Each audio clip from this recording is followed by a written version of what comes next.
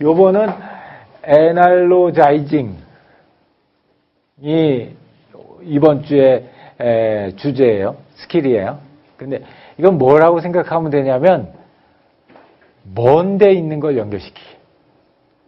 안 비슷할 것 같은 애들을 연결시키기. 왠지 전혀 연관성이 없는 것 같은데 보니까 연관되는 거예요. 이런 이야기가 그 애널라이징이고요. 그 다음에 여기서의 핵심적인 메시지는 뭐냐면 워낙 비슷하게 생기고 워낙 비슷하게 들리고 워낙 뭐 예를 들어서 비슷하게 만져지는 거는 그건 애널라이징이 아니에요. 그건 우리 패턴이야. 이미 그래서 패턴은 봤다고. 근데 이제 이거는 보기에는 굉장히 다른 거야. 듣기에도 전혀 같은 음악 같지 않아. 그리고 뭐 심지어는 하나는 보는 거고 하나는 듣는 거야. 그 둘 개 사이에 별로 이렇게 공통점이 없어 보이는 거예요. 그런데 걔네들을 연결시키려고 하는 노력을 하고 훈련을 하다 보면은 seemingly different한, 그러니까 얼뜻 보기에는 굉장히 다른 애들들이 나름대로 상당히 비슷한 의미나 비슷한 기능이나 비슷한 구조를 가지고 있더라 하는 거를 발견하는 것이 이 창의적인 생각을 하는데 또 중요한 스킬셋이 된다는 거예요. 그게 이 오늘 제안하는 애널로자이징이라고 하는 얘기의 아주 중점적인 내용입니다. 그래서 참 그 사전에 미리 얘기를 하겠지만은 그 우리 지난주에 다음 주 화요일 날은 여러분 숙제 내는 거 아니에요. 숙제 내는 거 아니고 여러분들의 지금까지의 중간 프로젝트 결과를 발표하는 날이에요. 그래서 화요일 날 얘기했던 건 그 다음 중간고사 끝나고 그 다음 화요일이고 오늘 하는 것도 중간고사 끝나고 그 다음 목요일 날 하는 거예요. 예. 미리 뭐 중간고사 기간에 막 와가지고 나 혼자 시험 볼래요 막 이러지 마. 알았죠? 자, 그래서 이제 우리 이거 많이 하죠. 그 앞에 두 단어를 보타니스트하고 플랜츠다. 그러면은 뒤에 두 단어는 뭘까?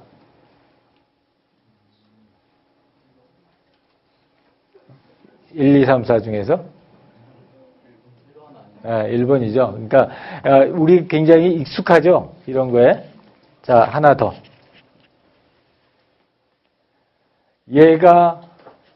얘라면 얘는 뭘까?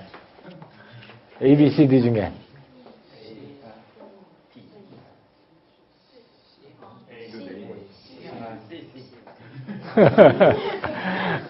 자, A라고 생각하는 사람. B라고 생각하는 사람. C라고 생각하는 사람. D라고 생각하는 사람. 오케이. C 맞아요. C 맞고. 그러니까 우리가 이런 걸 해보면은 seemingly 굉장히 different 하잖아요. 얘랑 굉장히 다르죠. 그 굉장히 다른, 음에도 불구하고 우리 눈에는 이미 이 엔진이 있는 거예요. 굉장히 다르게 생겼는데 얼핏 보면은 걔네들 간의 관계, 구조적인 관계를 갖다가 이 한 번만 보고 매우 간단한 한 번의 이 시선을 통해 가지고 그 구조적인 관계를 갖다가 밝혀낼 수 있다는 거예요. 굉장한 능력이거든. 그래서 내가 매번 주장하는 것 중에 하나지만 이 사람의 눈과 그 사람의 눈으로부터 얻어지게 되는 이 시각 정보를 처리하는 그 과정은 전 세계에서 정말 지금까지 만들어진 컴퓨터 중에서 제일 좋은 컴퓨터예요. 제일 좋은 컴퓨터를 만들었고, 자, 그래서 이 어넬로지라는 거는 뭐냐면 얼핏 보기에는 닮지 않았는데 실제로 그 안을 좀 더 깊숙이 들여다 보면은 뭔가 닮은 구석이 있다는 거예요. 근데 이제 여기서 그 뭔가가 닮았느냐 하는 그 닮은 게 뭐라는 게 눈에 잘 안 보이지만 그 닮은 것들의 대표적인 것 중에 하나가 기능이라는 또는 행위라는. 비록 보인 거는 굉장히 들리는데 하는 행위는 굉장히 비슷하다. 그래서 이게 막스 플랑크라고 독일 사람이에요. 독일 사람이고 아마 여러분 들어봤어요? 막스 플랑크 인스티튜트? MPI라고, 그 AI 하거나 인지과학 하거나 이런 사람, 인공지능이나 인지과학 하는 사람들은 굉장히 잘 알아야 되는 그 연구소 중에 하나, 독일에 있는 연구소고, 이 사람이 물리학자고 노벨상을 받았는데, 이 사람이 그 이름을 따가지고 만든 인스티튜트가 막스 플랑크 인스티튜트고, 독일에서 제일 그 선진적인 연구를 갖다 수행하고 있는 연구기관 중에 하나예요. 이 사람도 바이올리니스트예요. 아마추어 바이올리니스트고, 그 다음에 이제 실제 저거는 직업은 물리학자였고. 그래서 이제 자기가 이 물리학자가 돼가지고 이 사람 했던 게 이제 이 핵, 그리고 이 전자가 어떤 식으로 핵주의를 갖다 움직이고 얘네들이 어떨 때 방출되고 어떨 때 흡수되는가 이런 거에 대한 원칙을 발견해서 노벨상을 탔어요. 근데 그걸 갖다 타면서 이 사람이 이 얘기를 갖다가 처음에 꺼냈을 때 이제 막막하잖아. 막막하니까 뭔가 이렇게 유추해서 해석할 수 있는 근거를 갖다 찾다가 자기가 제일 잘하는 거, 현악기에서의 음악, 음계 이런 걸 하고 이 핵과 전자와의 관계 같은 걸 갖다 대비를 해보니까 너무나 비슷하게 닮았다는 거예요. 물론 눈에서 보이는 데는 음악하는 거, 바이올린하고 이 핵하고는 굉장히 상관이 없죠. 전혀 상관이 없는데 생긴 것도 전혀 비슷하지 않고. 근데 뭔가 걔네들의 기능, 펑션을 보니까, 걔네들의 움직이는 형태를 보니까 상당히 비슷한 점이 많이 있더라고요. 그래서 만들어내서 이런 이 정상파일 때는 이렇게 궤도를 도는데 얘가 힘이 빠지게 되면은 핵에 흡수된다. 이런 것들도 그 음계에서, 음의 특성에서 만들어졌고, 또 이런 사인 곡선을 그린다라고 하는 것도, 기준을 중심으로 해서 사인 곡선을 그린다 하는 것도 우리가 음에서 보는 것과 이 실제 물리에서 보는 것들이 굉장히 유사하더라. 그래서 이걸 기반으로 해서 이 사람의 그 이론이 만들어졌어요.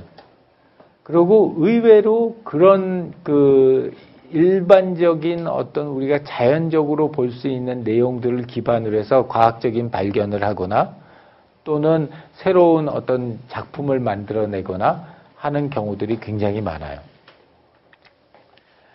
자, 그런 거의 대표적인 예로 우리 교재에서 들고 있는 게 이 헬렌 켈러예요. 잘 알다시피 여러분 헬렌 켈러가 3중 장애자잖아. 일단은 안 보이고, 그 다음에 못 듣고, 그 다음에 말 못하고, 말 못하는 것까지 해서 3중 그 장애인이기 때문에 이 사람이 이만한 그런 업적을 갖다 만들려면은 뭐를 했어야 돼요? 지가가 아니지. 자기가 나도 오늘 잠을 못 자서 새벽 3시에 일어나서 수업 준비하느라고 자기가 비록 보지는 못했지만 본 것처럼 유추할 수 있어야 되고, 자기가 비록 듣지는 못했지만 들은 것처럼 유추할 수 있어야 되고, 비록 자기가 노래를 부르지는 못했지만 자기가 노래를 한 것처럼 유추할 수 있었어야 된다는 거죠. 그래서 이게 이제 대표적인 예로서 우리가 비록 매우 다른 모델리티에 있는 것들이지만 걔네들 사이에 유추가 가능하다. 그리고 그게 잘 되었을 때는 이런 그 성과 또는 업적을 낼 수 있다라는 대표적인 예시가 될 수 있다라는 거예요. 자, 그래서 우리가 유추라고 하는 거는 너무 표면적으로 보여지는 걸 갖다가 그냥 비슷한 거 이렇게 얘기하면은 그건 유추가 아니라는 거예요. 그건 이미 동일한 패턴을 발견을 하는 거니까. 자, 그럼 우리가 저 야구공을 보고 야구공과 어떤 형식으로든지 비슷한 펑션을 하거나 비슷한 구조를 가지고 있거나 비슷한 용도인데 유추될 수 있는 거 뭐가 있을까? 근데 거기서 이제 오렌지 이러면 안 된다는 거야. 그러면 이거는 그냥 표면적인 비슷함이니까. 자, 야구공을 보면서 태양의 경로를 갖다가 생각한 사람은 없었겠지. 그런데 지금 얘기한 것들도 거의 많은 부분들이 굉장히 재미있고 신선한 아이디어들이에요. 그러니까 우리가 똑같이 생긴 거, 비슷하게 생긴 걸 찾는 건 굉장히 쉬워. 그래서 예를 들어서 아까 제일 처음에 얘기했던 것처럼 저걸 보면서 이 스티치 자국을 보면서 길처럼 보인다 라고 하는 거는 similarity, 눈에 보이는 거예요. 비슷하게 보인다. 근데 걔네들이 비슷한 작용을 한다든지 아니면 얘네들이 비슷한 구조를 가지고 있다든지 또는 아까 우리 민경이가 얘기했던 것처럼 비슷한 부작용을 가지고 있다. 이러면은 이런 거 같은 경우는 이렇게 눈에 보이기에는 별로 그 공통점이 없지만 설명을 해주고 그 얘기를 듣고 보면 아 그래 그래서 비슷하겠구나 이렇게 느낄 수 있다는 거죠.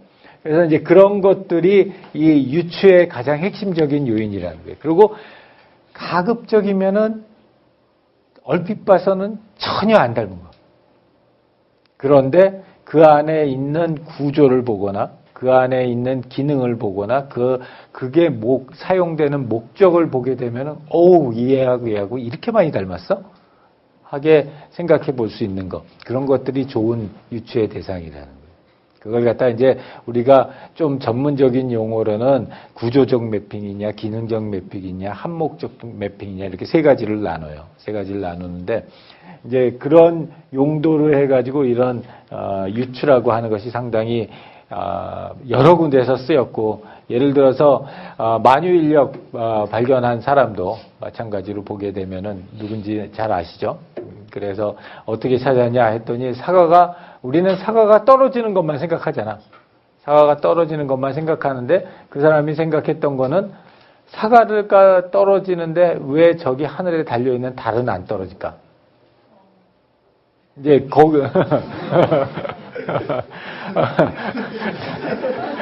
내가 한 거 아니다. 새로운 발견. 거기서부터 만유인력이 나왔다는 거예요. 그러니까 이 사과하고 달은 굉장히 다른 거잖아, 사실은. 굉장히 다른 내용인데 얘네들이 유추가 되기 시작하면서 거기서부터 새로운 형태의 법칙들이 나왔다는 거예요. 그리고 이제는 그런 것들을 갖다가 실제로 이게 이제 우리 이대 최재찬 박사가 하는 내 용어를 까먹었는데 뭐라고 그러죠? 자연에서 배우는 거. 그거는 그거고 그 양반 맞아 그거야. 그걸 뭐라고 통섭이라고 하잖아요. 그래서 자연에서의 그걸 보고서 전혀 다른 형태의 걸 갖다 만들어낸다.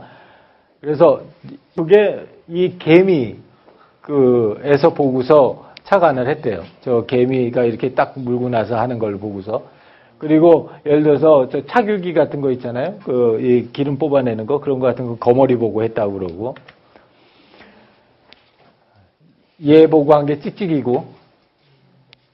그 다음에 이게 이거는 이제 디자인 작품인데 배 지나가는 데 있는 다리 도개교 이거 할 때 이거는 사람 눈꺼풀 움직이는 거 가지고 했다고 그러죠. 그래서 이런 식으로 자연에서 굉장히 다른 형태, 다른 모습으로 있는 거에서부터 시작해서도 우리가 새로운 제품을 만들어낼 수 있는 아이디어를 얻을 수 있다는 거예요. 그걸 많이 했던 사람 중에 하나가 헨리 무어야. 헨리 무어 같은 사람은 이런 자연석을 보고 나서 이 작품을 만들었어요. 자, 이 작품의 이름이 두건을 쓴 모자상이야. 보여요? 모자? 안고 있는 거? 두건 쓴 엄마가 아예 안고 있는 거? 그래서 이런 식으로 해서 우리가 바깥에서 자연생활에서 보는 것들도 어넬로지를 통해 가지고 새로운 의미를 갖다 부여할 수 있다는 거예요.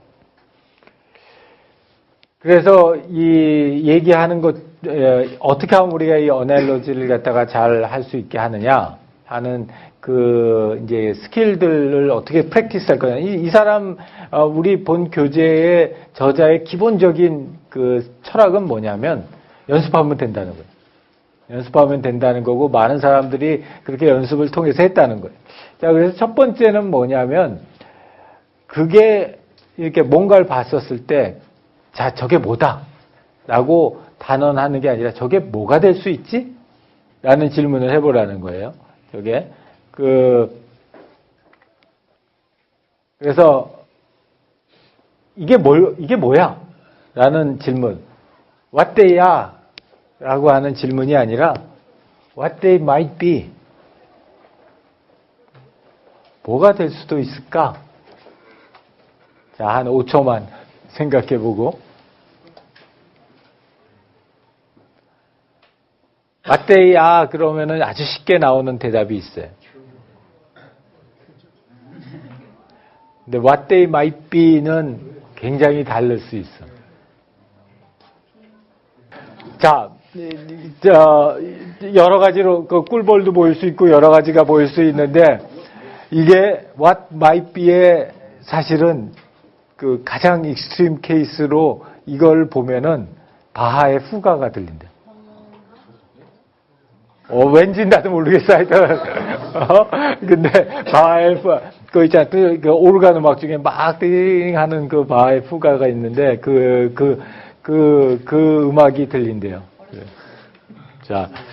그래서 이제 그런 것들을 갖다가 굉장히 주장했던 사람들이 있어요. 예를 들어서 제럴드 브룩스라고 굉장히 베스트셀러인데, 작가인데, 이 사람이 했던 게 자기 엄마가 어렸을 때서부터 이런 정원에 자기를 데리고 나가면은 얘기를 했던 것 중에 하나가 이런 풀들을 보면 그게 어떤 모습일 누구의 모습일 것 같냐, 얘가 무슨 어떤 의미로 보여질 수 있을 것 같냐, 이런 것들을 갖다 계속 질문을 했다는 거야, 자기한테. 그래서 그런 걸 갖다 바탕으로 해서 자기가 이렇게 좋은 책을 쓸 수 있게 됐다는 거예요. 그런 그 방법 중에 하나로 이 Private Eye Project라는 게 있어요. 아마 이거 여러분 어렸을 때 해봤을 것 같은데 혹시 이거 해본 사람? 초등학교 때나 중학교 때나. 이게 어떻게 하는 거냐면 그 왜 여러분들 그 보석 감별할 때 하는 요 조그만한 만안경 있잖아. 그 조그만한 현미경을 가지고서 이 일상생활에서 우리가 접하게 되는 여러 가지 요소들을 가가지고 그걸로 보면서 그게 뭐 닮았을까를 갖다가 만들어내는 거예요. 그래서 이제 이걸 갖다가 하는 이유는 우리가 seemingly 굉장히 잘 보일 거라고 생각하는 애들도 실제로 안에 들어가서 자세히 보게 되면은 전혀 다른 모습을 볼 수 있다. 그래서 그 전혀 다른 모습을 갖다 요거 그거잖아요. 우리 이렇게 눈에다 이렇게 끼고서 그 왜 귀금속 이런 거 볼 때 하는 주얼리 박스 하는 거 볼 때 하는 걸로 그렇게 해서 볼 수 있다. 그래서 요걸 끼고서 이게 뭐 같니? 하고서 한 다음에 그 다음에 한번 그려봐라. 이렇게 하고 그렇게 하면은 그 만들어진 여러 가지 그 모습들이 어떤 특징을 가지고 있을 것 같으냐 한 다음에 걔네들 간에 어떤 관계가 있을까를 생각해보고 그 다음에 걔네들이 왜 그렇게 연결될까를 갖다 이론화 시켜보라는 그 단계예요, 이게. 그래서 그런 거를 통해서 우리가 일상생활에서 보는 것들의 어넬로지를 갖다 찾아낼 수 있는 방법이다라는 거고요. 요거는 그 degrees of meaning이라는 건데 이게 이제 마지막 기법이야. 이제 세 번째, 첫 번째는 how might be를 갖다 물어보는 거. 두 번째는 이 주얼리 그 현미경처럼 그런 어떤 걸 더 자세히 볼 수 있는 어떤 도구, 뭐 그게 볼록 렌즈가 돼도 좋고 만원경이 줘도 좋을 텐데 그런 걸 가지고 평상시에 안 보던 걸 갖다 봐보는 거예요. 그래서 이제 이게 세 번째 스킬인데 이 스킬은 이 그 메타포르밍이라고 그래요. 메타포르밍. 이 지금 요 판 있잖아. 요 동그란 판에 지금 카드가 이렇게 올라가 있고 조커가 있고 저 위에 이렇게 카드가 있는데 자, 이걸 보면서 뭔가 유추를 한번 해보세요. 이게 뭘까? 너무 당연한 얘기는 도박판 위에 올라가 있는 카드하고 조커 같은데 이걸로부터 우리가 뭔가 새로운 의미를 갖다가 유추해낸다.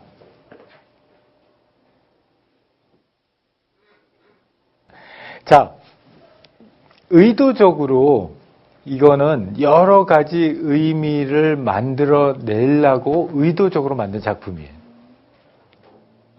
그래서 이런 작품들을 보고 그거의 이름이 Degrees of Meaning이야.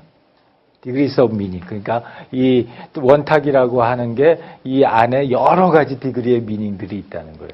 여러 가지 디그리의 미닝을 만들어낼 수 있는데 메타모포밍이라는 건 뭐냐면 여러분들이 지금 만들어낸 각자가 만들어낸 어넬로지가 있잖아. 걔네들을 다 연결하면 뭐가 될까? 또는 많이 연결하면 뭐가 될까? 메타몰핑이라는 건, 포밍이라는 건 그거예요. 아날로지. 그러니까 우리 각자 뭐 고탐 시민 얘기도 했고, 우리 자본주의 사회 얘기도 했고, 훈인의 집 얘기도 했고, 이제 여러 가지 얘기를 했단 말이에요. 그게 각자 하나하나가 어넬로지거든. 그 각자 만들어진 어넬로지를 갖다가 다 요번엔 그걸 하나씩 놔두고 걔네들을 연결하면 뭐가 될까? 를 보는 게 메타포밍이라는 거예요. 그래서 메타포밍이 이 가장 그러니까 뭐 지금 앞에서 얘기했던 세 가지 기법들 중에서 가장 새로운 걸 만들어내기에 적합한 기법이다 이렇게 얘기를 해요. 저자들은. 그래서 우리가 세 가지 기법이 그 how might be를 갖다 물어보는 거, 그 다음에 이 메타포밍 같은 경우 하고 우리 두 번째가 뭐였죠? 이거 아주 자세히 보는 거. 이 세 가지를 갖다가 한번 해보는 게 우리 과제예요. 오케이, 자 여기까지인데요. 혹시 질문이나 코멘트 있는 사람? 없으면 오늘 수업 이걸로 마치겠습니다. 수고했습니다.